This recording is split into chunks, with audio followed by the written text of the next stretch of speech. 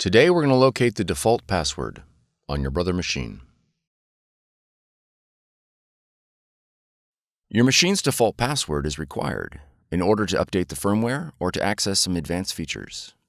If your machine was manufactured in 2020 or later, the password will be located on a label on the rear of the machine.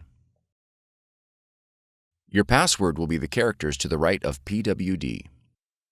Your password will be exactly 8 characters. It will be case-sensitive and may include letters, numbers, and symbols.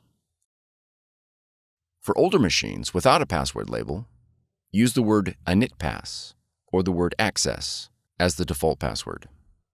When prompted, enter the default password in the password field.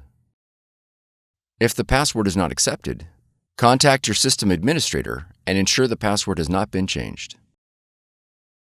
For more tutorials, FAQs, and videos, visit us at www.brother-usa.com. If you found this video helpful, be sure to subscribe. Thank you for choosing Brother.